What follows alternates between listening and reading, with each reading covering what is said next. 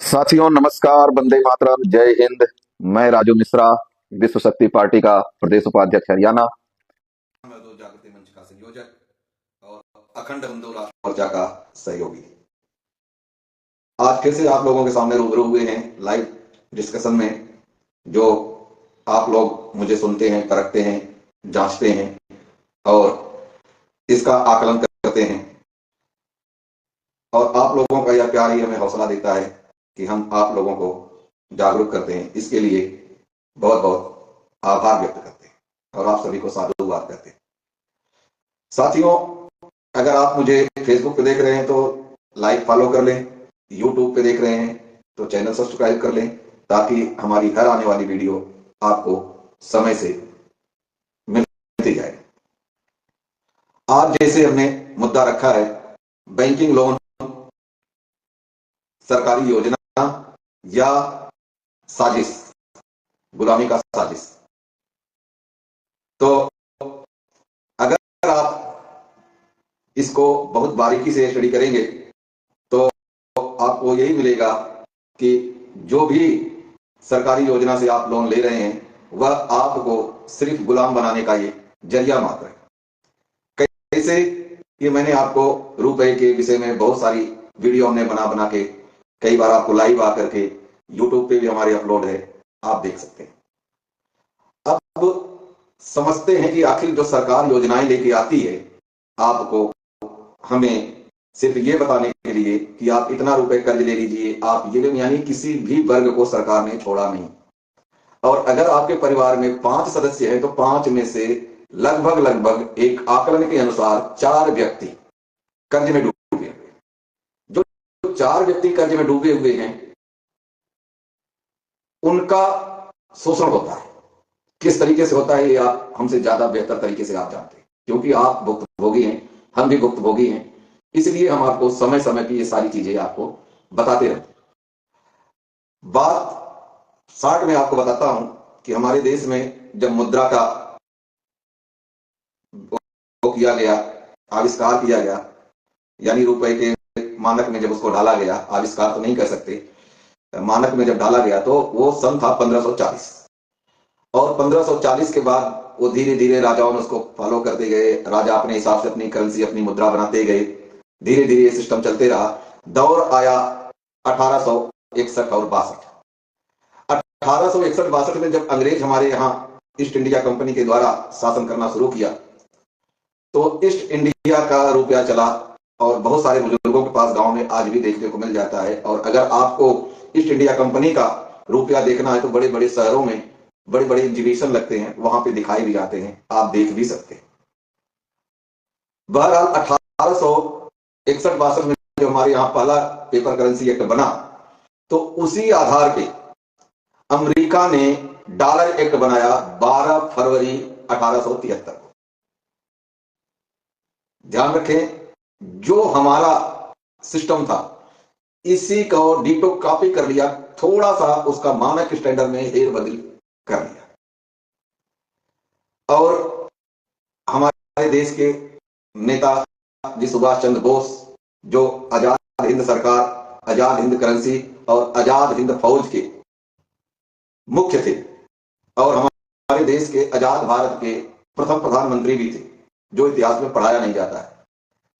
क्योंकि हमारा देश 1857 की गदर के बाद अंग्रेज भाग गए थे और हमारा देश पूर्ण रूप में स्वतंत्र हो चुका था, लेकिन उसका आधिकारिक घोषणा नेताजी सुभाष चंद्र बोस ने 21 अक्टूबर 1940 को की थी। और तभी उन्होंने ये अपना आजाद हिंद बैंक वगैरह बना करके आजाद हिंद रुपया बनाया, और 1 रुपए से 1 लाख रुपए तक का नोट बनाया, और उसके साथ साथ 35 देशों में बिजनेस भी किया। लेकिन उसके बाद से गेम शुरू होता है 15/8/1947, यानी 15 अगस्त 1947, जब हमारे देश में सत्ता का हस्तांतरण हुआ, जिसको ट्रांसफर ऑफ पावर एग्रीमेंट कहा जाता है। विडंबना देखिए, 15 अगस्त 1947 से लेकर आज तक किसी भी नेता ने, किसी भी प्रधानमंत्री ने न तो ट्रांसफर ऑफ पावर एग्रीमेंट, सत्ता हस्तांतरण के ऊपर कभी अपना वक्तव्य दिया, न उन दस्तावेजों को कभी सार्वजनिक किया गया, और न ही आम जनता को इसके विषय में बताया गया। आम जनता के ऊपर एक चश्मा चढ़ाया गया कि हम आजाद हो गए, हम स्वतंत्र हो गए, हम रिपब्लिकन ऑफ इंडिया के तहत अपना सब कुछ, अपना संविधान, अपना कानून, अपना नियम, अपना मुद्रा, अपनी व्यवस्था, अपनी योजना, अपनी सरकार, सब कुछ अपना कर सकते हैं। जो लोगों ने स्वीकार किया, चाहे जानबूझ के किया, चाहे अनजान में किया, चाहे सीधेपन की वजह से किया या निरक्षरता की वजह से किया, जैसे भी किया, और आज हम अपने बच्चों को भी बड़े गर्व से कहते हैं कि हम आजाद मुल्क के वासी हैं। जबकि इसके अगर बैकग्राउंड में आप जाएंगे तो आज तक हम हकीकत में आजाद हुए ही नहीं। इसका कारण ट्रांसफर ऑफ पावर, सत्ता हस्तांतरण। विडंबना यह है कि हमारे देश में आज भी जितने भी नियम कानून, यहां तक कि अगर आप पढ़ेंगे तो बहुत सारे एक्ट आपको बता दूंगा मैं, उसमें फुल स्टॉप कामा डॉट भी हम नहीं बदल सकते। तो हम किस चीज के लिए आजाद हुए? और आपको इसके लिए अगर गहनता से जानकारी लेनी है तो इंडिजीनियस एक्ट पढ़िए, आपको सब चीज मिल जाएगा। आपको हमें रेप ऑफ द माइंड के सिद्धांत पे किस तरीके का चश्मा चढ़ा करके आजादी का ढोंग बताया गया और हम लोग आजादी का ढोल पीटते हैं। खैर, इन बातों को बताने से, थोड़ा सा ब्रीफली बैक में चलने से आगे का मुद्दा जो होता है वो स्पष्ट और साधारण रूप से समझ में आ जाता है। आज अगर आपके जेब में भारतीय मुद्रा की बात करें तो हमारे आपके जेब में भारतीय रुपया है ही नहीं। हमारे आपके जो जेब में है रुपए, 2 रुपए, 5 रुपए, 10 रुपए, 50 रुपए, 100 रुपए, 500 रुपए या 2000 के नोट, तो एक्चुअली हमारे आपके पास जो जेब में है वो एक वचन पत्र या रसीद उसको कर सकते हैं। वचन पत्र का एक रसीद है, और अगर अंग्रेजी में बात करें उसे लीगल टेंडर कहा जाता है। लीगल टेंडर को हिंदी में संविदा पत्र भी कहते हैं। और अगर आप सरकार से पूछेंगे, आजकल तो कर लो दुनिया मुट्ठी में सिस्टम चल रहा है, आप चाहें तो घर बैठे बैठे ऑनलाइन एक आरटीआई लगाएं कि भारत की मुद्रा क्या है, तो लिख के देंगे रुपया। लेकिन अगर आप उसके नीचे दूसरा सवाल करोगे कि हमें भारत की मुद्रा का छाया प्रति उपलब्ध कराएं या कोई ऐसा दस्तावेज उपलब्ध कराएं, तो विडंबना यह है कि हमारी सरकार के पास भारत की मुद्रा का कोई दस्तावेज है ही नहीं। क्यों नहीं है? क्योंकि उसको अंग्रेज उठा के लेके चले गए, या उसको समुद्र में डाल दिए, या इनके पास है, ये आम जनता को देना नहीं चाहते। ये 3 बातें। हमारे देश में 1906 में एक एक्ट बना, उसका नाम था कॉइनेज एक्ट 1906। उसके तहत हमारे देश की जो मुद्रा थी रुपया, उसका वर्णन किया गया है कि चांदी के सिक्के का 1 रुपए होता था, उसका वजन होता था 11.664 मिलीग्राम चांदी की, और 15 रुपए का एक गोल्ड मोहर होती थी जिसका वजन होता था 11.664 मिलीग्राम 24 कैरेट गोल्ड। लेकिन जब 1934 में 1934 में आरबीआई एक्ट बना, रिजर्व बैंक ऑफ इंडिया का कानून बना, तब इन्होंने उस चीज को बाखूबी ले भी लिया, और उसमें धारा 39 आरबीआई एक्ट 1934 की धारा 39 सेक्शन 2(3) में यह लिखा गया है कि धारक को मांगे जाने पर वो सोना हमें दे। दौर आया 1967-68 का, जब इस रुपए में जो वायदा लिखा गया वो बदला गया 4 अप्रैल 1967 को। पहले वचन था उसमें, I promise to pay the bearer on demand sum of 10, 20, 50, 100 जितने का था rupees as use of any office, ये लिखा होता था। लेकिन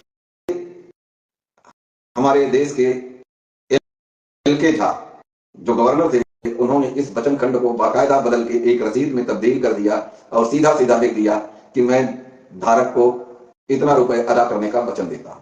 यह सिर्फ ऐसे ही हो गया कि जैसे आप किसी बच्चे को बनिया की दुकान पे एक पर्ची लिख करके दे दें कि 500 रुपए का इसको राशन दे देना, और वो बनिया जो है वो उस बच्चे को 500 रुपए का राशन दे देगा। अगर बच्चा नहीं गया, बच्चे की माँ गई तो उसको दे देगा, बच्चे का काका गया तो उसको दे देगा, या बच्चे ने अपने घर के नौकर को दे दिया, वो लेके चला गया तो उसको दे देगा। सिर्फ और सिर्फ ये रह गया, जबकि उसका भुगतान कोई करता ही नहीं। अगर कोई एक व्यक्ति, हमें हिंदुस्तान में 140 करोड़ की जनसंख्या में कोई एक व्यक्ति है जो इस रुपए के वचन के अनुसार उसका भुगतान हुआ हो तो जरूर बताएं, लेकिन असंभव। आपको चिराग लेके ढूंढने पे भी ऐसे लोग नहीं मिलेंगे। इसके बाद समय समय पे हमारे मुद्रा का कूटकरण होते रहा, और कूटकरण का अंतिम पराकाष्ठा जो थी इसकी 1991 में 1 जुलाई और 3 जुलाई 1991 को की गई।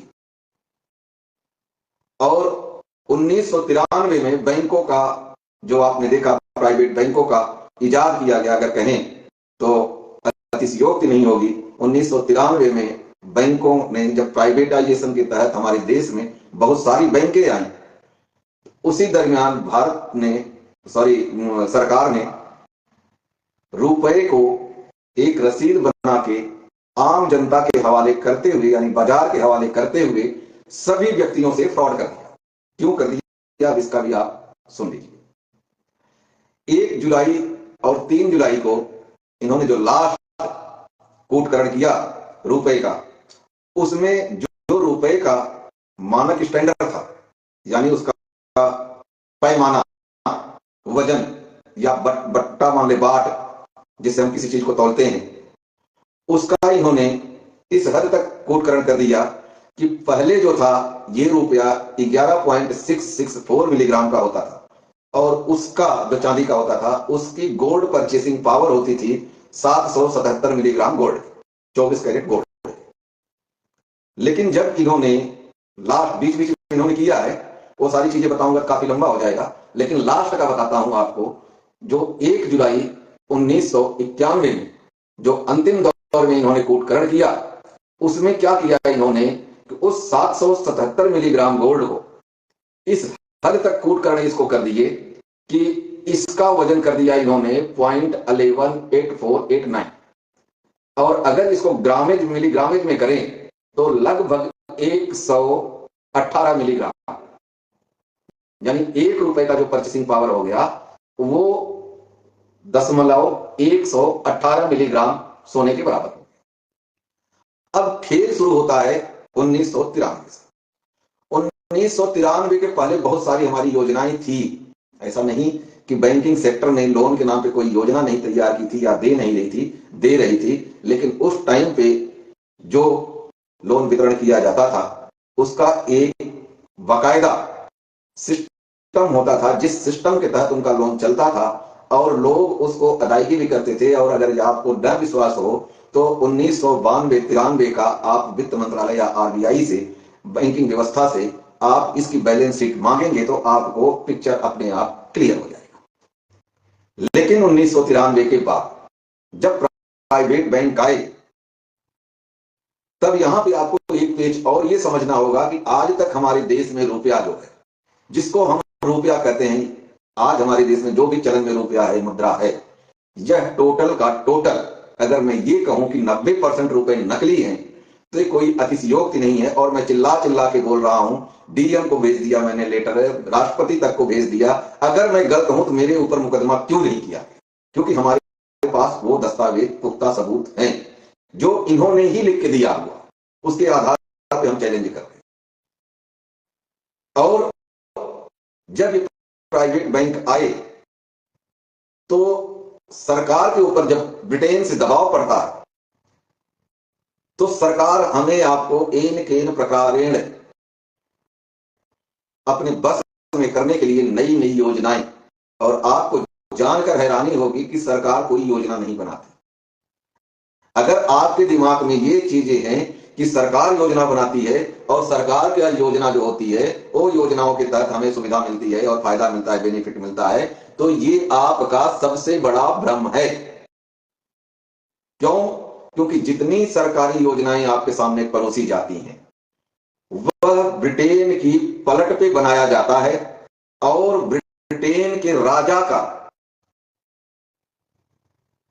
मंत्री, जो हमारे यहां का प्रधानमंत्री, उसके पास आता है और वो बराबर बकायदा चैनल के थ्रू जाता है। जैसे राजा को रिप्रेजेंटेशन मंत्री करता है, ठीक यही काम हमारे देश का प्रधानमंत्री राजा के सामने हमारे देश की स्थिति से अवगत कराता है। तो आप समझ सकते हैं कि उस प्रधानमंत्री क्या चीज है, राष्ट्रपति क्या चीज है। जैसे किसी देश में राजा प्रथम नागरिक होता है, सेम उसी की कुर्सी पे बैठा हुआ राष्ट्रपति भारत का प्रथम नागरिक होता है। ये आप ध्यान से समझ लें। और इसके विषय में बहुत सारे आपको वीडियो मिल जाएंगे। जैसे माने हुए लोगों की बात करूं तो मैं आपको मिल जाएगा, भाई राजीव दीक्षित जी का मिल जाएगा, आप देख लेना। और ये प्रामाणिकता के तौर पे कहा जा रहा है। आज तक विडंबना देखिए कि हमारे देश की रुपए का न तो मूल्यांकन हुआ आज तक। 15 अगस्त 1947 से आज तक कोई एक मंत्री, एक एमएलए, एक सांसद, एक प्रधानमंत्री, एक मुख्यमंत्री, कोई एक ऐसा व्यक्ति नहीं मिलेगा आपको जो कि रुपए का मूल्यांकन, वितरण और नियोजन के ऊपर कभी बात किया या पार्लियामेंट में इस बात को रखा। आपको नहीं मिलेगा। क्यों नहीं मिलेगा? क्योंकि इनके पास रुपया छापने का अधिकार ही नहीं है। अब विडंबना देखिए कि आपके घर में आपने कोई भंडारा कर दिया और जगह जगह आपने पोस्टर बांट दिया, पोस्टर लगवा दिया, बैनर लगवा दिया, लोगों को इनविटेशन कार्ड दे दिया कि भाई मेरे घर में भंडारा है, आइए आप भोजन करिए। लेकिन आपके घर में 2 वक्त की रोटी के अलावा कुछ नहीं है। तो आप कल्पना कीजिए कि आप क्या कर रहे हैं उन लोगों के साथ में जो बहुत उम्मीद से आपके यहां भंडारे में प्रसाद ग्रहण करने के नाम पर आ रहे हैं। सेम यही चीज हमारी सरकारें कर रही हैं। किसानों की कमर तोड़ने के लिए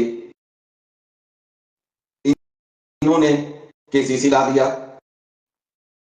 और transfer of the power agreement के डिटो कॉपी बना करके आपकी भूमि, मकान, प्लाट, दुकान जो भी है उसका बैंक अपने नाम आड़ रेहन करवा लेते।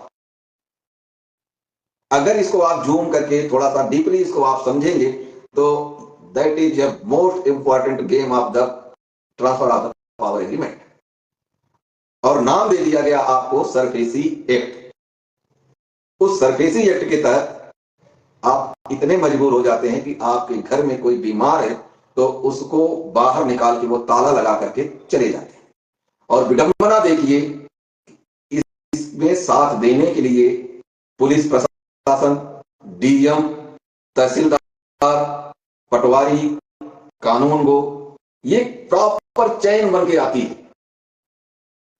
और हमारे आपको ऊपर चश्मा चढ़ाया गया है रेप ऑफ द माइंड के सिद्धांत पे कि ये हमारे अपने हैं और हमारा काम करते हैं। तो आप कल्पना कीजिए कि आप किस आजादी में बैठे हैं, कैसे आप आजाद। अब और आपको जो समझने की चीज है वो ये है कि आप अपने जेब में या आपके घर पे या कहीं भी आपको 1 रुपए का नोट मिल जाए, कागज का नोट, उसको लीजिए और ध्यान से उसको पढ़िए। उस पे आपको 2 चीजें लिखी हुई मिली। सबसे ऊपर लिखा होगा भारत सरकार, उसके ठीक नीचे अगर आप देखेंगे तो लिखा होगा गवर्नमेंट ऑफ इंडिया। और जहां अशोक स्तंभ बना हुआ है वहां देखेंगे नीचे तो वित्त मंत्रालय के वित्त सचिव का हस्ताक्षर होता है, जबकि उसके अंदर इस तरह से कोई वादा नहीं होता है कि मैं धारक को 1 रुपए अदा करने का वचन देता हूं। और विडंबना देखिए कि पूरे विश्व में सिर्फ हमारा ही एक ऐसा देश है जिसके 1 रुपए के नोट के ऊपर 2 सरकारों के नाम लिखे होते हैं, गवर्नमेंट ऑफ इंडिया और भारत सरकार। कुछ बुद्धिजीवी लोग ये कहते हैं कि इंडिया दैट इज भारत और भारत दैट इज इंडिया। हंसी आती है ऐसे लोगों को। क्यों? जैसे एक मुहावरा है कि अध जल गगरी छलकत जाए, और अंग्रेजी में कहें the little knowledge is dangerous full. यानी खुद को ज्ञान नहीं और दूसरों को ज्ञान पेलने लगते हैं कि नहीं भाई, ये तो इंडिया दैट इज भारत। मेरे भाइयों, गवर्नमेंट ऑफ इंडिया एक्ट है जो 1935 में ब्रिटिश सरकार ने बनाया था हमारे आपके ऊपर शासन करने का, और वही गवर्नमेंट ऑफ इंडिया एक्ट के तहत आज भी हमारे देश की व्यवस्थाएं चल रही हैं। इसलिए सरकार की मजबूरी है कि वो गवर्नमेंट ऑफ इंडिया चिल्लाने लगती है। लेकिन अगर आप किसी सरकार से आप ये मांगिए कि आप मुझे राजपत्र होता है, ये हर देश के पास एक राजपत्र होता है, उनको कहिए कि भारत और गवर्नमेंट ऑफ इंडिया दोनों एक है, आप मुझे राजपत्र पर लिख करके दे दीजिए, तो असंभव है, वो लिख के दे ही नहीं सकते। और आप लोगों ने सुना भी होगा, हाई कोर्ट, सुप्रीम कोर्ट कभी भी गवर्नमेंट ऑफ इंडिया नहीं लिखती, वो यूनियन ऑफ इंडिया लिखेगी, रिपब्लिक ऑफ इंडिया लिखेगी, भारत सरकार लिखेगी, लेकिन गवर्नमेंट ऑफ इंडिया कभी नहीं लिखेगी, क्योंकि गवर्नमेंट ऑफ इंडिया हमारे देश में है ही नहीं। गवर्नमेंट ऑफ इंडिया एक एक्ट है जो 1935 में ब्रिटेन की पार्लियामेंट में बनाया गया भारत के लिए कानून है। अब आपको बताते हैं कि योजनाएं कैसे आपको और हमें आपको गुलाम बना रही। किसान हमारे देश की रीढ़ की हड्डी है, ये आपने बुजुर्गों से भी सुना होगा। और हकीकत ये है कि हमारे देश की पूंजी का उत्पादन सिर्फ किसान ही करता है। पूंजी कभी किसी फैक्ट्री में नहीं बनती, पूंजी कभी किसी कारखाने में नहीं बनती, पूंजी किसी आरबीआई में नहीं बनती, और पूंजी कभी कोई सरकार नहीं बनाती। अगर पूंजी बनाती है तो हमारे देश की धरती माता और उस पूंजी को बनाने वाले को किसान कहते हैं, और उन्हीं किसानों को कमजोर करना है।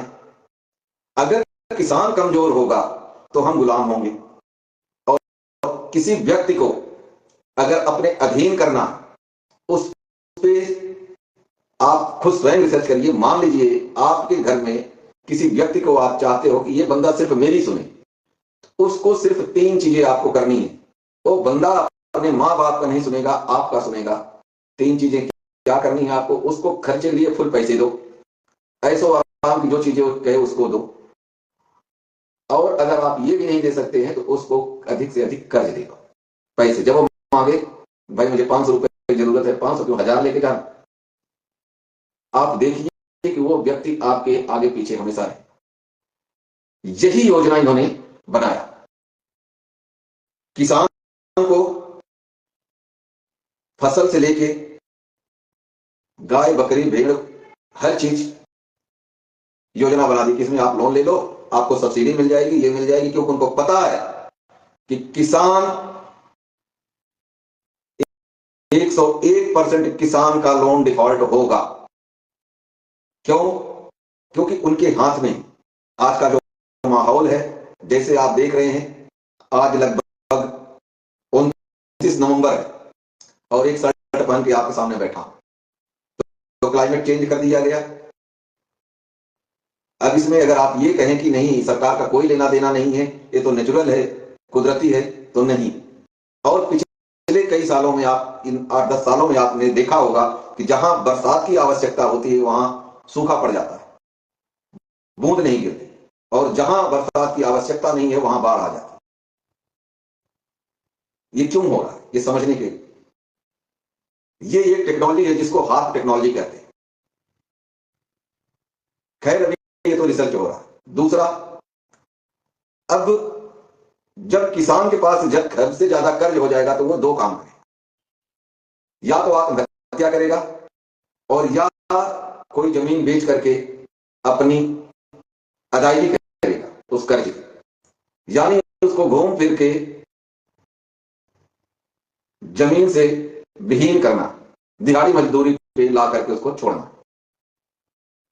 अब आते हैं दूसरे, और भैंस पे लोन ले लिया, इस पे ले लिया, उस पे ले लिया, प्रक्रियाएं सारी वही, सिर्फ सिर्फ ये है कि किसी में तत्काल प्रभाव से हो जाता है, किसी में कुछ समय लग जाता है।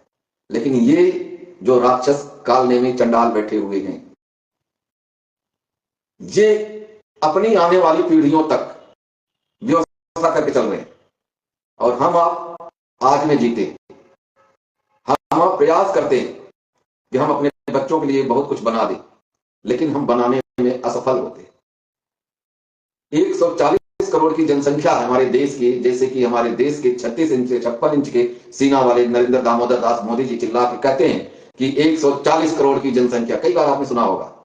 अब 140 करोड़ की जनसंख्या में और बहुत गर्व से कहते हैं, सीना ऊंचा करके सर उठा के, कि मैंने 80 करोड़ लोगों को राशन वितरित किया और वो चलता रहेगा, बंद नहीं होगा। यानी इनडायरेक्टली वो ये बता रहा है कि 80 करोड़ लोगों को हमने अपना गुलाम बना लिया। और इसका जीता जागता आपको उदाहरण मिलेगा, किसी दिन आप राशन कार्ड के ऑफिस कार्यालय में चले जाएंगे, आपको वहां पे कई ऐसे व्यक्ति मिलेंगे जिनके पीले कार्ड कटे हुए होते हैं और वो अपनी दिहाड़ी मजदूरी छोड़ करके उस पीले कार्ड की 5 किलो राशन के लिए वो वहां पे लाइन लगाना शुरू कर देते हैं।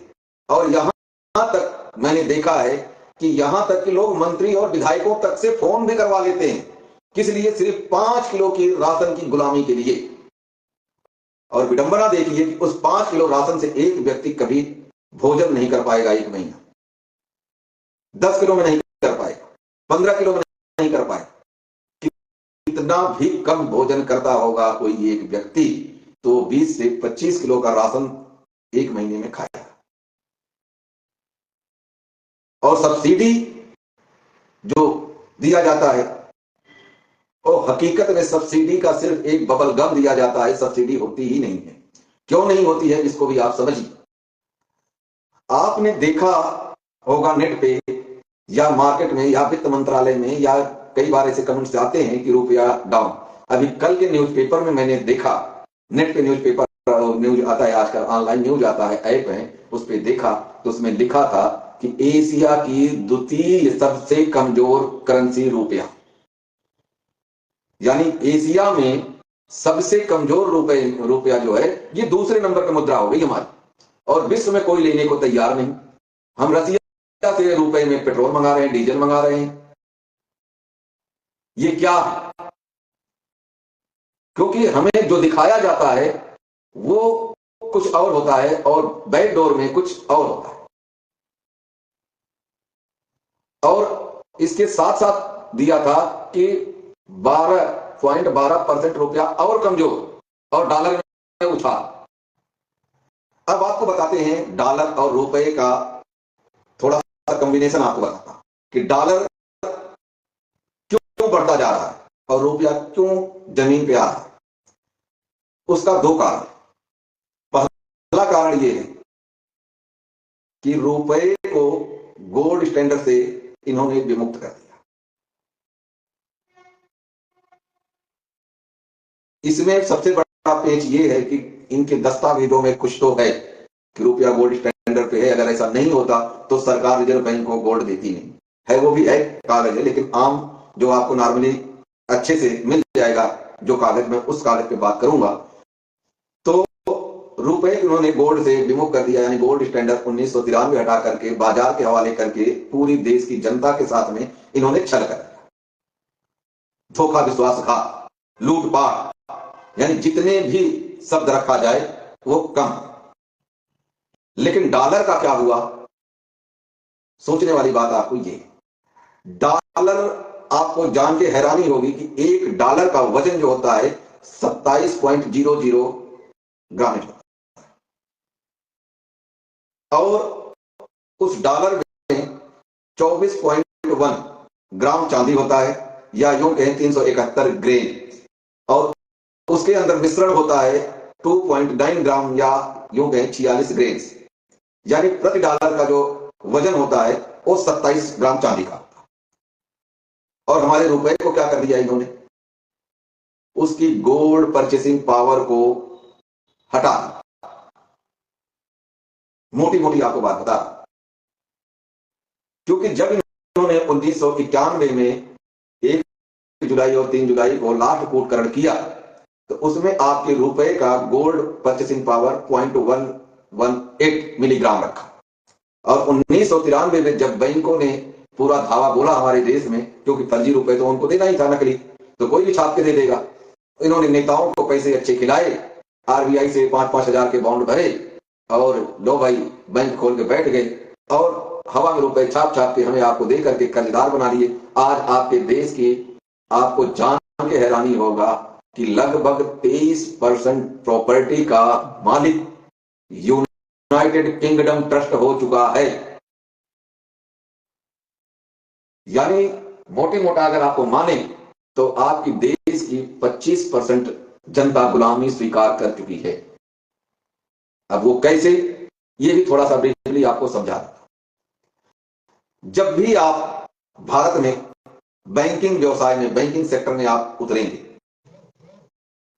तो आपको यूनाइटेड किंगडम ट्रस्ट से सदस्यता लेनी होती और वो सदस्यता बकायदा आपको अप्लाई करके प्रॉपर चैनल से आपको मिलेगी।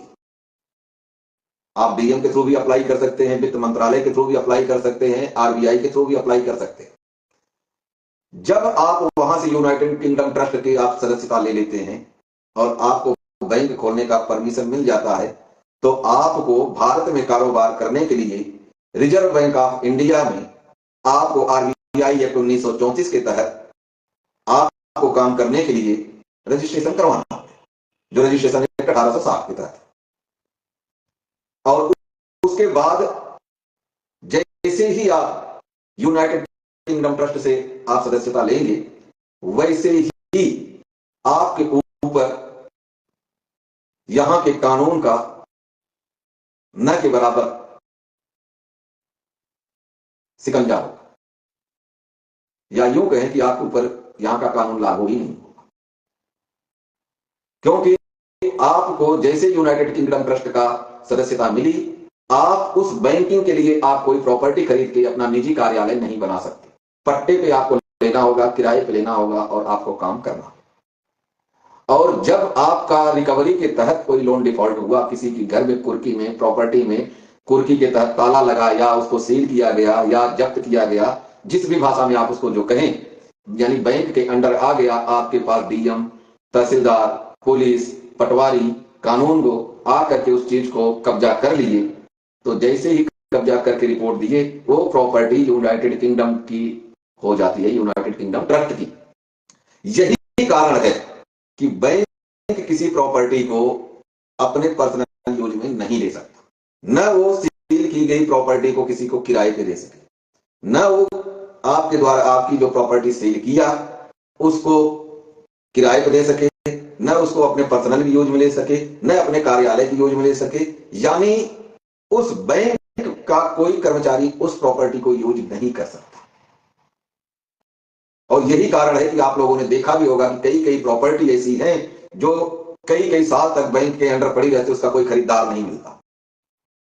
और जैसे ही वो प्रॉपर्टी हो जाती है यूनाइटेड किंगडम ट्रस्ट की, तो यूनाइटेड किंगडम ट्रस्ट चाहे तो उसको जिस रेट में चाहे वो बेचे, लेकिन उसके लिए वो ऑथराइज करता है मैनेजर। और मैनेजर भी डायरेक्ट नहीं होता, इनका जो चेन होता है ना, आरएम, जेएम, फ्रेम, वो वहां से आएगा, चैनल से। तो आप ये कल्पना कीजिए कि जिस व्यक्ति का खुद का मकान, दुकान, फैक्ट्री, कारोबार था, ऐसे अगर 23% लोगों की प्रॉपर्टी कुर्क हो चुकी है, तो वो 23% तो रोड पे आ गए, यानी वो एक तरह से इनडायरेक्टली वो गुलाम हो चुकी। और ये आपको गुलाम बनाने का सबसे बड़ा और सरल आसान तरीका है सरकारी लोन, सरकारी योजना। हमें आपको ये चश्मा हटाना पड़ेगा। असलियत तो ये है कि हमारे देश में जब रुपए नहीं है तो हमने लोन कैसे लिया। आपको कोई बैंक ये नहीं लिख के देगा कि हमने आपको असली रुपए दिए, कभी नहीं लिख के देगा। और आपने देखा भी होगा कि आपके ऊपर तुरंत प्रभाव से कार्रवाई हो जाएगी, लेकिन किसी बैंक के ऊपर कोई कार्रवाई क्यों नहीं होती, यह भी एक शोध का विषय है। यह भी आपको सोचना पड़ेगा। अगर आपने लोन का डिफॉल्ट किया, आपने किस्त नहीं भरी, आपने ईएमआई नहीं भरी, और आपने उस प्रॉपर्टी को रोकने के लिए लठ उठा ली, तो आपके ऊपर तुरंत कार्रवाई हो जाएगी। चलिए इस बात को भी छोड़ देते हैं, लट नहीं हम उठाते। आज अगर आपकी प्रॉपर्टी कुर्क हो गई और 4 दिन बाद उसका ताला तोड़ के आप अपनी प्रॉपर्टी को कब्जा ले लेते हैं, तो पुलिस आपके ऊपर एफआईआर दर्ज कर देगी, तुरंत कर देगी। बैंक मैनेजर एक एप्लीकेशन देगा आपके ऊपर, नॉन अवेलेबल में भी धारा लगा करके वो दर्ज कर देगा, क्योंकि वो जो मैनेजर बोलेगा उसकी बात को पूरा शासन प्रशासन सत्य मान लेगा, लेकिन आपकी बात नहीं मानेगा। आप चाहे वो ताला तोड़ने से पहले या आपके घर में ताला लगने से पहले आप बैंक के खिलाफ अगर आप एप्लीकेशन देते हो, थाने में दे दो, डीएम को दे दो, एसपी को दे दो, कलेक्टर को दे दो, कहीं भी दे दो, आपकी एफआईआर दर्ज नहीं होगी। और जब आप कोर्ट में जाएंगे 156 के तहत, जिसको इस्तगासा कहते हैं, तो कोर्ट पता है क्या कहेगी आपको? कहेगी आखिर आपका मसला क्या है, लोन लिया था, कर्ज तो लिया है ना, यानी इनडायरेक्टली वो आपसे हाँ भरवाएगी और आप कहोगे हाँ जी लिया, तो फिर इनका लोन दे दो, आपका टंडा खत्म है। यानी वो बैठा हुआ जज, कोर्ट में बैठा हुआ जज भी आपसे यही चीज सवाल करेगा और आपसे हाँ भरवाएगा और आपको मजबूर करेगा कि पैसे भरो। आखिर क्यों भाई? और आप एक मुकदमा जाकर के करके देखो बैंक के खिलाफ, जो नीचे बैठे होते हैं ना, वो पहले ही कहते हैं अरे यार कर्ज ले लिया और देते टाइम ये होता है वो होता है, पहले तो सबमिट ही नहीं करेगा जल्दी। लेकिन जब इसको आप प्रॉपर तरीके से लड़ाई लड़ोगे तो आपका मुकदमा भी होगा, आपका प्रॉपर्टी बचेगी। मैंने भी तो तोड़ के बैठा हूं, ये देख लो, मैं अपने ऑफिस में बैठा हूं, आज के 1 साल पहले हमने ताला ब्रेक किया था, मुकदमा भी है, जमानत भी कराया, एफआईआर भी दर्ज हुई, जमानत भी कराया, मुकदमा चल रहा है। और आपको जानकर हैरानी होगी कि मेरे बैंक ने क्या किया कि वो डीआरटी में इनका, अगर ये कहें ठगों का अड्डा, तो वो है डीआरटी, जिसको डेब्ट रिकवरी ट्रिब्यूनल कहते हैं, वो सबसे बड़ा ठगों का अड्डा है। वहां पे आपका मुकदमा चलते रहेगा। और मैं आप लोगों से रिक्वेस्ट करूंगा, हाथ जोड़ के निवेदन करूंगा कि अगर आपका लोन डिफॉल्ट है तो आप डीआरटी में ना जाएं, आप ग्राउंड बना करके अपने मुकदमे को सिविल कोर्ट में ले जाएं। आप डीआरटी में जाएंगे, डीआरटी आपको ऐसा भ्रमित करेगा कि आप तो मुकदमे की तारीख में जाओगे और पता चला कि आपकी प्रॉपर्टी ऑनलाइन ऑक्शन हो चुकी है, क्योंकि वो उन्हीं का बैठाया हुआ, आरबीआई के द्वारा बैठाया गया एक एजेंट है, जो अब जज के रूप में, अफसर के रूप में या कमिश्नर के रूप में बैठा होता है, जिसको आप जाके जी हजूरी करते हो और हम जाके जी हजूरी करते हैं। मैं भी गया था, बैंक ने किया था, मैं जाकर के वहां पे सीधा सीधा एक ही चीज बोला कि सर मुझे बैंक ने लोन दिया ही नहीं। हरियाणा में हमारे कहते हैं नाटक कर जाओ पाटा, नाट जाओ, खत्म कहानी, मरे और मुकरे का कोई इलाज नहीं। मैं मना कर दिया कि मुझे कर्ज ही नहीं दिया। मुझे उस कोर्ट में एक पीएन से लेकर के जो ऊपर बैठा हुआ जज कहे, कमिश्नर कहे, जो भी कह दो, वो इस निगाह से देखने लग गए और सारे मेरे को सवाल करने लगे, कर्ज लिया ही तूने, ऐसी प्रॉपर्टी दे दी? मैं कहा हाँ जी ऐसे ही दे दी, लेकिन कर्ज नहीं मिला। और अगर कर्ज मिला है तो बैंक साबित करे कि हमें कर्ज दिया है। ध्यान रखें, जो भी आपको कर्ज मिलता है किसी भी रूप में, चाहे आपने होम लोन लिया, चाहे केसीसी लिया, चाहे बिजनेस लोन लिया, चाहे क्रेडिट कार्ड है आपका, चाहे आपका यदि 69 तरह के लोन है, अलग अलग प्रोडक्ट का नाम दिया हुआ है बैंकों ने उसको कैटेगरी में, लेकिन मुख्यतः 2 मानते हैं, वो एक सिक्योर एक अनसिक्योर लोन मानते हैं, उसी में इन्होंने पार्ट बनाया हुआ है। तो बैंकिंग में 5 तरीके से बैंकिंग होती है: नकद लेन देन, चेक द्वारा लेन देन, डिमांड ड्राफ्ट द्वारा लेन देन, नेट बैंकिंग। नेट बैंकिंग में ही आपका आ गया जैसे आरटीजीएस, नेफ्ट, इंस्टेंट ट्रांसजेक्शन, ये सारे उसी में आ गए। और थोड़ा सा डिजिटल आप लेके चलो, जो आप लोग ये फोन पे, गूगल पे, ये सारी चीजें यूज करते हैं। इसके अतिरिक्त किसी भी खाते में कोई पैसे आप डालोगे तो नहीं जाएगा, क्योंकि हवा में उड़ के पैसे नहीं जाता। और अगर आप कैश जमा करने जाओगे तो आपको रसीद बनेगी, उसका फॉर्म भरोगे, 500 के नोट कितने हैं, 100 के कितने हैं, 50 के कितने हैं, 200 के कितने हैं, 20 के कितने हैं, उसमें संख्या लिखा जाता है, काउंटिंग ऑफ नोट। उसके बाद उस पर मुहर लग के मिलती है। डीडी चेक जो होता है वो रिकॉर्डेड होता है। नेट बैंकिंग से आपको स्टेटमेंट मिलता है, फोन पे, गूगल पे से भी आपको स्टेटमेंट मिलता है। लेकिन कभी भी आप अगर लोन के अकाउंट का स्टेटमेंट निकालोगे तो उसमें आपको किस खाते से किस खाते में ट्रांसफर हुआ ऐसा कभी नहीं मिलेगा। तो अगर आपको लोन दिया है बैंक, तो कहीं किसी खाते से तो कम हुआ होगा, मान लीजिए मैंने अभी जो है हमारे पड़ोसी देख रहे हैं मुकेश सेठिया जी और हमारे गुरु भाई भी हैं। अभी मान लीजिए मैंने सेठिया साहब के अकाउंट में यहां से बैठे बैठे 5,000 रुपए मैंने फोन पे कर दिया, तो वो 5,000 रुपए मेरे खाते में तो कम दिखाएगा और सेठिया साहब के खाते में प्लस दिखाएगा। और ऐसे ही अगर सेठिया साहब मेरे खाते में डालेंगे तो उनके खाते में माइनस दिखाएगा, मेरे खाते में प्लस दिखाएगा। तो ऐसा कोई थर्मामीटर थोड़ी है बैंक के पास कि वो आपको दिखा देगा कि हाँ हमारा माइनस नहीं हुआ, हमारे पास तो ग्रोथ ही ग्रोथ है। एक्चुअली क्या होता है कि जो हम आप लोन एग्रीमेंट के ऊपर सिग्नेचर करते हैं वह एक वचन पत्र होता है, एज लाइक ये बैंक नोट जो आपने ये प्रोमिसरी नोट, रसीदी कागज या गवर्नर का दिया हुआ वचन पत्र या लीगल टेंडर या संविदा पत्र हम लेके चलते हैं। सेम ऐसे ही बैंक जो हम एग्रीमेंट करते हैं उसमें लिखा होता है कि मैं इनको ये निर्धारित रकम ब्याज सहित इनको वापस दे देंगे। वो एक वचन पत्र होता है हमारा, और उस वचन पत्र को ही वो अपनी पूंजी मान लेता है। और वो क्या करता है, बैंक अपनी लायबिलिटी में करके आपके उसमें जो है अपना ग्रोथ दिखा देगा, टर्नओवर दिखा देगा कि मेरे पास इतना इनकम हुआ। ये हकीकत है, मैंने ये सारी चीजें प्रैक्टिकल किया है। मैं सुनी सुनाई बातों पे यकीन नहीं करता, जो चीजें मैं करता हूं धरातल पे वही चीजें आपके सामने मैं एज इट इज रखता हूं। तो बैंक के पास ऐसा कोई फार्मूला नहीं है कि आपके पास हवा में उड़ के पैसे आपके खाते में आ जाए।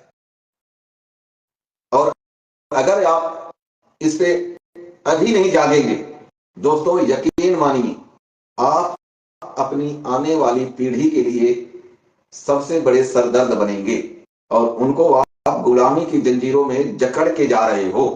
ये ध्यान रखना, आपको जागना पड़ेगा। आपको अपना हक लेने के लिए लड़ाई लड़नी पड़ेगी, और लड़ाई लड़नी है तो सिर्फ कलम से लड़िए, लठ से नहीं। और विडंबना देखिए, हमारे देश में सुप्रीम कोर्ट और हाई कोर्ट अगर कोई जजमेंट हमारे आपके हक की दे देता है तो वो इंप्लीमेंट ही नहीं होता। फॉर एग्जाम्पल बताता हूं आपको, सुप्रीम कोर्ट ने एक जजमेंट में कहा है, मुझे ध्यान से निकल रहा है, हालांकि जजमेंट है मेरे पास, उसमें कहा है कि आप अपने परिवार की सुरक्षा के लिए, आप सेल्फ डिफेंस के लिए आप हथियार उठा सकते हैं। तो क्या ये बैंक पे नहीं लागू होता है, डीएम पे नहीं लागू होता? डीएम के पास क्या पावर है कि वो आपको घर से बाहर निकाले? धरातल पे आप देखिए तो क्या पावर है? और सिर्फ क्या कहेगा, सर्टेसी एक्ट के तहत, और आपको बुलाता भी नहीं है, अपनी मर्जी से लिखा, हाँ चलो जाओ फला तारीख को ताला लगा दो, आ जाएगा एक और रोड पे आ जाएगा। तो ये सारी चीजें इंप्लीमेंट ही नहीं हो पाती, और इंप्लीमेंट ना होने का कारण है हमारे आपकी अज्ञानता कह लें, हमारे आपका डर कह लें, हमारे आपका सहयोग नहीं होता है ये कह लें। इस तरीके से बहुत सारी चीजें हैं, क्योंकि आज हमारे देश में, हमारे घर में, हमारे मुल्क में, हमारे शहर में, गांव गली मोहल्ला में नेताओं ने हमें आपको बांट दिया। और बांटा किस आधार पे कि भाई एससी हैं, बीसी हैं, ओबीसी हैं, जनरल, यहां उनका पेट नहीं भरा तो क्या कर दिए, परिवार में 4 आदमी है, एक आदमी को बीजेपी का कैंडिडेट बना दिए, एक आदमी को कांग्रेस का बना दिए, एक आदमी को केजरीवाल को दे दिए, एक आदमी को अखिलेश यादव को दे दिए। यानी परिवार का वोट तक ही बांट दिए। अगर परिवार की वोट बांट दिए तो परिवार की विचारधाराएं बट गई, क्योंकि भाई हम आरएसएस से जुड़े हुए हैं, हम बीजेपी से जुड़े हुए हैं, हम फला पार्टी से जुड़े हुए हैं, तो जिस पार्टी से हम जुड़े उसकी विचारधारा हमारे अंदर घर कर गई। और जो हमारी एक्चुअल विचारधारा है, हमारी पुश्तैनी जो विचारधारा है, हम उसको भूल के ट्रैक अपना चेंज कर दिया। और यही कारण है कि आज पड़ोसी को पड़ोसी देख करके खुश नहीं है। अगर पड़ोसी घर में ताला लगता है तो पड़ोसी छत के ऊपर खड़ा होकर के देखता है, वो ये नहीं कहता है कि आज इसकी बारी है तो कल मेरी भी बारी होगी। अगर यकीन मानिए पड़ोसी आकर के खड़ा हो जाए ना, दोनों तरफ के 2 पड़ोसी आके खड़े हो जाए ना, तो एक बार पुलिस और तहसीलदार भी पीछे हटने को मजबूर हो जाएगा। लेकिन विडंबना है क्योंकि हमें आपको बांटा गया। और आज जो बीजेपी के दल्ले कहते हैं ना घूम घूम के कि बटोगे तो कटोगे, बटोगे तो कटोगे, ये इसलिए नहीं कहते, हमारी आपकी सुरक्षा के लिए नहीं कहते। अगर आप सोचो और उनसे एक सवाल ये कर दो कि बटोगे कटोगे ये आपका तो रहे हो, लेकिन बांटा किसने ये तो बता दो, बोलती बंद हो जाएगी। लेकिन हमारे आपके बीच में सवाल करने वाला कोई है ही नहीं। हम तो नेता जी आ गए, हाथ चढ़ा दिए, हाथ पहना दिए, ताली बजा दिए, नेता बोल दिया कि हाँ आपको सिरसा को मैं चंडीगढ़ की सेक्टर 25 बना दूंगा तो हम ताली मार देंगे, हाँ नेताजी कह रहे हैं तो सही है, हमारा चंडीगढ़ बन गया। गांव में जाएंगे कहते हैं कि हम यहाँ पे ये ला देंगे, गंगा जी का धारा ला देंगे, पानी ला देंगे, हम खुश हो जाएंगे, हाँ जी हो जाएगा हो जाएगा। क्यों? क्योंकि हम उन नेताओं की विचारधाराओं से कम उनकी भावनाओं से ज्यादा जुड़ जाते हैं, और जब हम किसी की विचारधारा और किसी की भावना से जुड़ जाते हैं तो हम अपने अस्तित्व को खो जाते हैं।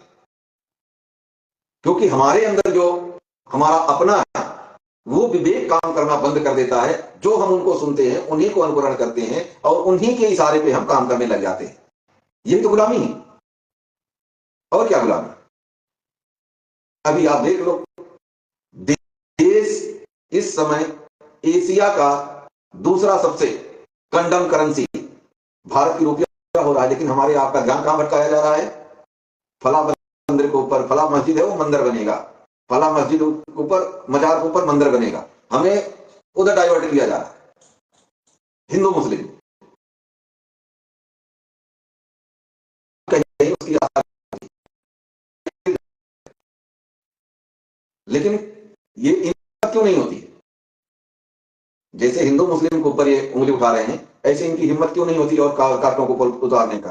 एग्जाम्पल के तौर पर किसी ईसाई के ऊपर क्यों नहीं है उंगली उठाते? क्या ईसाइयों ने हमारे देश में मंदिर को तोड़कर चर्च नहीं बनाया हुआ? बहुत से आपको ऐसे चर्च मिल जाएंगे जिसको मंदिर तोड़ करके चर्च बनाया गया है। जब भी कोई इस तरीके से देश में बोलने को वो किया तो ये वो करते रहते, क्योंकि हमारे देश को ईसाईकरण की तरफ और यहूदियों की तरफ ढकेला जा रहा है, और इसका जीवंत उदाहरण नरेंद्र दामोदर दास मोदी जी ने दे दिया।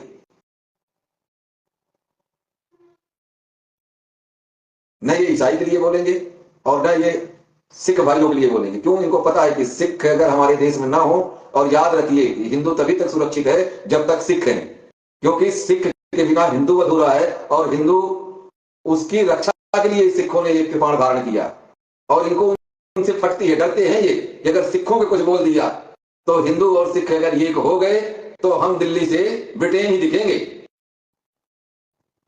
यह हमारे देश का आईना है, जो आपको आईना बता रहा हूं, इसको अगर आप सही तरीके से, अगर इसको आप गहनता से इसको आप रीड करेंगे तो आपको हकीकत पता चलेगा कि जितनी भी बातें, हम किसी धर्म और व्यक्ति विशेष के खिलाफ नहीं बोल रहे, हम तो जो चीजें हो रही समाज में वही चीजें आपके सामने रख रहे हैं। और अगर मेरे बोलने में किसी को, भाई को कहीं से उनको हर्ट हुआ हो तो उसके लिए हम क्षमा भी मांगते हैं, क्योंकि हमारा जो बताने का तरीका है इससे ये नहीं है कि हम आपको किसी व्यक्ति विशेष से तोड़ना और किसी व्यक्ति विशेष के लिए जोड़ने का काम कर रहे हैं। अपितु हम ये चाहते हैं कि हम सभी किसान, मजदूर, हिंदू, मुस्लिम, सिख, ईसाई जितने भी हैं, हम अगर अपने देश की सुरक्षा के लिए कुछ कर सकते हैं तो वह सबसे बड़ा हमारे लिए गर्व की बात होगी। इन नेताओं के ऊपर विश्वास नहीं रहा। अगर ये, अब जैसे आप लोगों ने सुना अभी वक्फ बोर्ड का सगुफा चला, इन्होंने फटाक से एक ला दिए, 2-3 दलाल बीच में आ गए, सनातन बोर्ड चाहिए, सनातन बोर्ड चाहिए। अरे सनातन बोर्ड लेके करोगे क्या? जमीन कहां से लाओगे? जमीन रबड़ तो है नहीं कि खींच लो बढ़ जाएगी। दिमाग को डाइवर्ट कर दिया आपके। क्यों? क्योंकि वो जमीन उनको चाहिए ना, पुश्तैनी नेहरू एंड सन्स को, इनडायरेक्टली तो उनका कब्जा है ही। ऐसी क्या इनके पास खजाना है कि ये मदारी के जैसे डमरू बजाते हैं और इनका ग्रोथ होना शुरू हो जाता है, और गरीब आदमी गरीब होते जा रहा है। 140 करोड़ की जनसंख्या में गिने चुने अगर आप करेंगे तो लगभग आपको 1000 अरबपति आपको मिलेंगे हमारे देश में। क्यों भाई? उनके पास क्या है, हमारे पास क्या नहीं? ये भी समझने की विषय है। क्यों?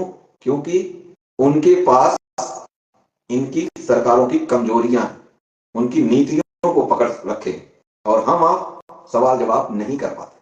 अभी अडानी का देख रहे हैं, मसला चल रहा है, उसके ऊपर वारंट हो गया तो मोदी जी अपना पूरा जोर लगा रहे हैं। क्यों भाई? वो भी तो देश का ही गद्दार है एक। आज आने तो किसानों के लिए उसने क्या किया भूल गए मोदी जी, लेकिन नहीं, क्योंकि वो उनका अपना है ना, उनकी कमजोरी जो पकड़ा हुआ है उसकी कमजोरी वो पकड़े हुए हैं, एक दूसरे को बचाने के लिए सब पूरा अलमा एक हो जाएगा। तो भाइयों, जितना हो सके उतना इन सरकारी योजनाओं को गहनता से अध्ययन करें, और आपको जागरूक होने की आवश्यकता है। अगर आप इस लालच में कर्ज के दलदल में फंस रहे हैं तो आप ये समझ लीजिए कि अपने पैरों में गुलामी की जंजीर धक्के से डाल रहे हैं, क्योंकि आपके रुपए का अस्तित्व सिर्फ 14 पैसे बचा हुआ है, और 14 पैसे का भी अगर आप 12% निकाल देंगे तो लगभग 13.25 पैसे हो चुका है। इसलिए आपको अपने देश के लिए कुछ न कुछ करना होगा, और जब तक आप और हम अपनी आंखें खोलेंगे नहीं तब तक कुछ नहीं होगा।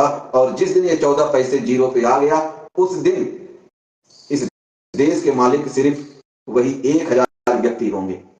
ये ध्यान रखना, जो अभी सोने चांदी से हम चले और अंकों में आ गए, वही समय था हमारे देश में जब सोने चांदी के सिक्के चला करते थे, और आज वो समय आ गया कि हम अंकों में आ गए, डिजिट में आ गए, जिसका कोई वजूद ही नहीं। और अभी एक सेंट्रल डिजिटल करेंसी आ रही है जिसको सीबीडीसी कहते हैं, वो आ रही है। तो अगर ये कह देगी ना आपके मोबाइल में को पड़ा रहेगा रुपया कि 10 दिन के अंदर इसको जाकर के सेठिया साहब की दुकान से सामान खरीद के आओ, तो आप सेठिया साहब के यहाँ ही जाके खरीदोगे। आप ये नहीं जाकर के आप किसी राम विनय के दुकान पे जाके खरीद लोगे, ऐसा नहीं होगा। और सेठिया साहब के यहाँ ही अगर आप एक हफ्ते में खरीद लिए तो क्या उसका एक्सपायरी डेट आ जाएगा। जैसे आपके मेडिकल स्टोर पे दवाइयां लेने जाते हो तो उसके सबसे पहले आप मेडिकल स्टोर पे देखते हो क्या इसकी डेट ऑफ एक्सपायरी क्या है। और ये इसीलिए रुपए को डाउन किया जा रहा है कि जब रुपया जीरो आ जाएगा तो सब चीज इनको करने के लिए पूरा ये बेलगाम हो जाएगा। और भारत आपका तभी तक सुरक्षित है जब तक आप नहीं जागो। आपको जागना पड़ेगा। अगर आप नहीं जागे तो आप कुछ भी नहीं कर सकते। आप अपने पैरों में बेड़ियां डाल रहे हो। हमारा सिर्फ आपसे यही आग्रह है, अनुरोध है कि आप जागें और इस मुहिम में बराबर चलते रहें। कुछ नहीं करना है आपको। मैंने पिछले लाइव में आपको बताया था कि आपको एक पोस्ट कार्ड लेना है, 5 रुपए देश के लिए आपको खर्च करना है, सिर्फ 5 रुपए। और उस 5 रुपए में आप यकीन मानिए अगर दिल्ली तक की सत्ता न हिल जाए तो करना। और वो बताया था आपको, सिर्फ 3 चीजें आपको मैंने बताया था कि जो ये नेता डॉलर बना बना करके स्विस बैंक में ले जा रहे हैं हमें आपको गुलाम बनाने के लिए, उन्हीं को टारगेट करना है। आपको कुछ नहीं करना है। 10 पोस्ट कार्ड आएगा, 5 रुपए हमें नहीं चाहिए। आप 5 रुपए का 10 पोस्ट कार्ड लेके आइए। 50 पैसे की एक पोस्ट कार्ड आता है, उसके ऊपर 10 पोस्ट कार्ड आपको कहां कहां देना है आपको मैं बता देता हूं। एक पोस्ट कार्ड आप डीएम को दे दीजिए, एक कमिश्नर को दे दीजिए, एक सीएम को दे दीजिए। 3 ये आपका चला गया। चौथा आप अपने स्टेट के राज्यपाल यानी गवर्नर को भेज दीजिए। 5वां मोदी को भेजिए। 6ठा आप जो वित्त मंत्री जी हैं उनको भेजिए। 7वां आरबीआई को भेजिए। 8वां राष्ट्रपति को भेजिए और 9वां राष्ट्रपति को भेजिए और 10वां एक आप डीजीपी को डाल दें। आप 10 पोस्ट कार्ड लाइए। आप नहीं लिख पाएंगे आप तो आपके घर में 5 सदस्य होंगे, उनको दे दो। लिखना क्या है, 4 लाइन लिखना है। सिर्फ 3 मांगे आप कर लो।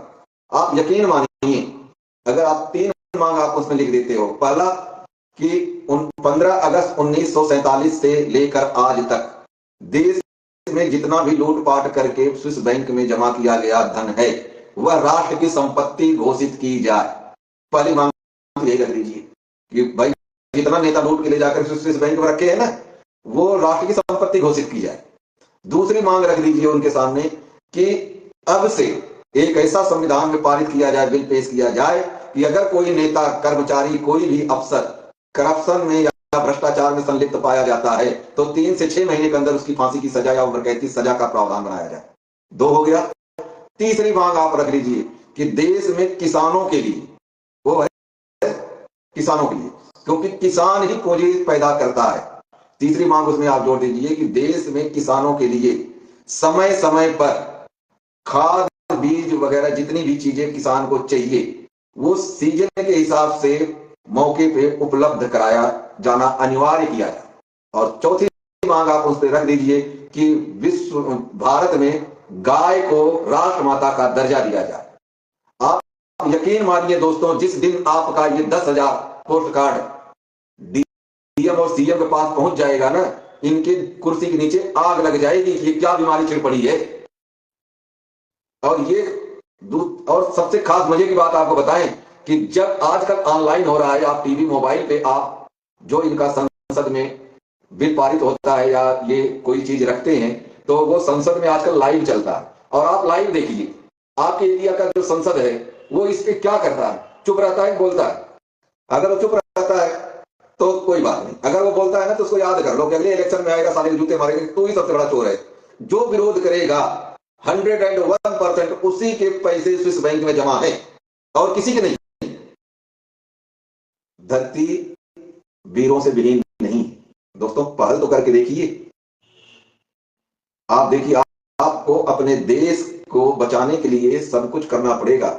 आप भूल गए कि आपके देश में आपको खुली सांसें लेने के लिए हमारे देश के कितने वीर जवान शहीद हुए।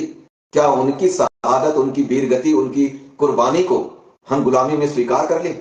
यही हमारा आपका जमीन रह गया। और याद रखिए दोस्तों कि आप तभी तक सुरक्षित हैं जब तक आपका देश सुरक्षित है। अगर देश है तो आप हैं, और अगर आपको नहीं देखना, इस चीज को समझना है तो ना समझे, लेकिन एग्जाम्पल के तौर पे आप बांग्लादेश को देख लें, श्रीलंका को देख लें, कितने मुल्कों का नाम बताऊं आपको, इराक को देख लें, ईरान को देख लें। ठीक ऐसे ही आपके साथ में होने वाला है। अगर हम नहीं जागे, अगर हम नहीं होश में आए, तो ये सरकारी योजनाएं हमें आपको अब कटोरा लेके बैठने के लिए मजबूर कर देंगी।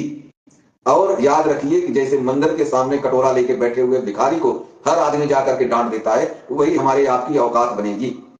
इसके अलावा अगर आप ये सोचो कि शान से आप घूम लोगे, शान से आप जी लोगे, तो यह संभव है? ये गाड़ी बंगले जितने भी हैं आपके पास ना, ये पल में आपका जाएगा। ध्यान रखना, क्योंकि अगर आपके घर में गाड़ी है तो वो लोन पे है, घर है तो उसको लोन पे लेकर के बनवा रखा है। सबको नहीं कहते, लेकिन 10-20% ऐसे भी होंगे जो अपनी पूंजी से बना लिए, लेकिन लगभग हमारे देश में 90% लोग जो है आज होम लोन लेकर के घर बनाए हुए हैं। किस्त बेशक नहीं उनसे उतरे। और सरकारी योजनाएं ऐसी होती हैं कि वो आपके दिमाग को खुद निकाल लेते हैं। रेप आपके माइंड का, रेप आप देख, माइंड इसी को कहते हैं कि आप जैसे किसी बीमा वाली पॉलिसी वाले के पास आप बैठ जाएं तो आपको आपका इतना दिमाग निकाल लेगा और अपना बीमा वो बेच के चला जाएगा। ऐसे ये बैंक के एजेंट होते हैं। तो मेरे ख्याल से समय भी दोस्तों बहुत ज्यादा हो गया, लगभग 1.25 घंटा हो गया। खैर बहुत ज्यादा हो गया लंबा, तो इस चर्चा को कंटिन्यू करेंगे। इसको कोशिश करेंगे कि कल भी इस मुद्दे पे आपको डिटेल से बताएं, क्योंकि ये मुद्दा बहुत लंबा है। इस पे जितना लंबा बोलते जाएंगे उतना कम होते जाएगा ये। हम तो फिर भी इसको निचोड़ निचोड़ के एकदम से आपके सामने क्रीम रख रहे हैं, मुख्य मुख्य बातें आपको रख रहे हैं, सिर्फ इसलिए कि आप जागिए। आपको हमारे लिए नहीं लड़ना है, आपको अपने बच्चों के लिए लड़ना है, आपके अपने बच्चों के भविष्य के लिए लड़ना है, आपको गौ माता के लिए लड़ना है, आपको कृषि भूमि जमीनी माता जिसको कहते हैं, भूमि माता, कोई कह देता है खेतरपाल वगैरह, जो भी आप कहते हैं, उसके लिए लड़ना है।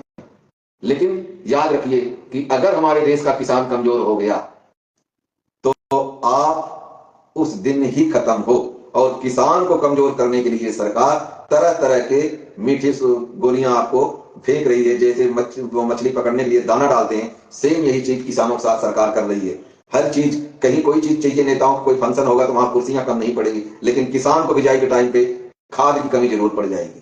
तो आप इससे ज्यादा आपको क्या बोलूं, आप स्वयं समझदार हैं। मेरे द्वारा बताए गए कहे गए कथनों में अगर किसी भी प्रकार की त्रुटि हो, किसी व्यक्ति विशेष को हर्ट हुआ हो, उसके लिए हम क्षमा प्रार्थी हैं। हमारी लड़ाई किसी विशेष व्यक्ति या किसी विशेष जाति धर्म मजहब से नहीं है, न हमारी लड़ाई किसी व्यक्तिगत किसी पार्टी से है। हमारी लड़ाई देश की संप्रभुता के लिए है। और देश की संप्रभुता, अगर उपनिवेश मुक्त भारत होगा तभी देश की संप्रभुता वापस आएगी। ये नहीं कि आज हमारे देश में लाखों कंपनियां विदेशी आई हुई हैं, लूट लूट के स्विस बैंक और अपने देश में ले जा रही हैं, तो हमारा देश हर दिन कंगाल होता रहेगा, होता रहेगा, होता रहेगा। ये कोई नहीं हटा सकता। इसके लिए हमें आपको जागना पड़ेगा, अपने कमान अपने हाथ में लेना पड़ेगा। हमें हमारे देश को सुरक्षित रखने के लिए जागना होगा। और हर एक गलत नीति का, हर एक गलत आकलन का, हर एक मुद्दे का जो भी हमारे देश की आवाम जनता के लिए गलत होगा उसका विरोध करना पड़ेगा। लेकिन इसके साथ साथ हमें किसानों के हित को प्रथम दर्जे में रखना होगा, तभी हम समृद्ध देश में और समृद्ध किसान हमारा होगा। और जब समृद्ध किसान होगा तो हमारा देश समृद्ध अपने आप हो जाएगा।